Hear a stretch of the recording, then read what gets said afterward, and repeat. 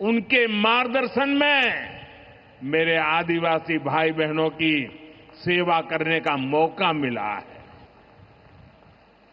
देवी अहल्या ने विश्व प्रसिद्ध माहेश्वरी साड़ी के लिए नए उद्योग लगाए और बहुत कम लोगों को पता होगा कि देवी अहल्या जी हुनर की पारखी थी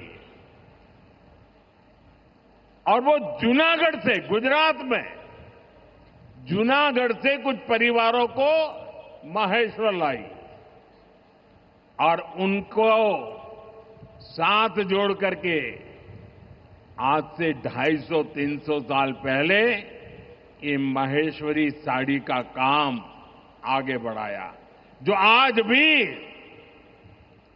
अनेक परिवारों का वो गहना बन गया है और जिससे हमारे बुनकरों को बहुत फायदा हुआ।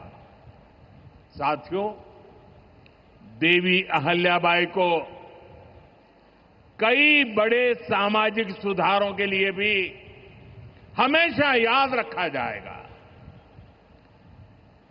आज अगर बेटियों की शादी की उम्र की चर्चा करें तो हमारे देश में कुछ लोगों को सेक्युलरिज्म खतरे में दिखता है। उनको लगता है ये हमारे धर्म के खिलाफ है। ये देवी अहल्या जी देखिए, मातृशक्ति के गौरव के लिए उस जमाने में बेटियों की शादी की उम्र के विषय में सोचती थी। उनकी खुद की शादी छोटी उम्र में हुई थी, लेकिन उनको सब पता था कि बेटियों के विकास के लिए कौन सा रास्ता होना चाहिए। ये देवी अहल्या जी थी, उन्होंने महिलाओं का भी संपत्ति में अधिकार हो, जिन स्त्रियों के प्रति की असमय मृत्यु हो गई हो वो फिर विवाह कर सके, उस कालखंड में ये बातें करना भी बहुत मुश्किल होता था। लेकिन देवी अहल्याबाई ने इन समाज सुधारों को भरपूर समर्थन दिया। उन्होंने मालवा की सेना में महिलाओं की एक विशेष टुकड़ी भी बनाई थी। ये पश्चिम की दुनिया के लोगों को पता नहीं है, हमें कोसते रहते हैं।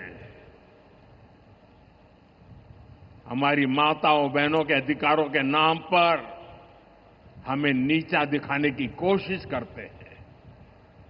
250-300 साल पहले हमारे देश में सेना में महिलाओं का होना, साथियों, महिला सुरक्षा के लिए उन्होंने गांवों में नारी सुरक्षा टोलियां ये भी बनाने का काम किया था। यानी माता अहल्याबाई राष्ट्र निर्माण में हमारी नारी शक्ति के अमूल्य योगदान का प्रतीक है। मैं समाज में इतना बड़ा परिवर्तन लाने वाली देवी अहल्या जी को आज श्रद्धापूर्वक नमन करता हूं, उनके चरणों में प्रणाम करता हूं और मैं उनसे प्रार्थना करता हूं कि आप जहां भी हो, हम सभी पर अपना आशीर्वाद बरसाए। साथियों, देवी अहल्या का एक प्रेरक कथन है जो हम कभी भूल नहीं सकते। और उस कथन का अगर मोटे मोटे शब्दों में मैं कहूं तो उसका भाव यही था कि जो कुछ भी हमें मिला है वो जनता द्वारा दिया ऋण है, जिसे हमें चुकाना है। आज हमारी सरकार लोकमाता अहल्याबाई के इन्हीं मूल्यों पर चलते हुए काम कर रही है। नागरिक देवो भव, ये आज गवर्नेंस का मंत्र है। हमारी सरकार विमेन लेड डेवलपमेंट के विजन को विकास की धुरी बना रही है। सरकार के हर बड़ी योजना के केंद्र में माताएं, बहनें, बेटियां हैं।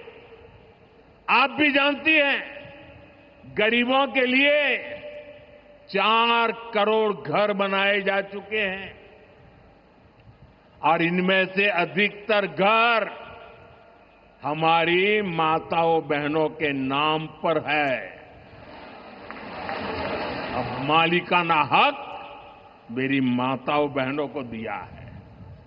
इनमें से ज्यादातर महिलाएं ऐसी हैं जिनके नाम पहली बार कोई संपत्ति दर्ज हुई है, यानी देश की करोड़ों बहनें पहली बार घर की मालकिन बनी है।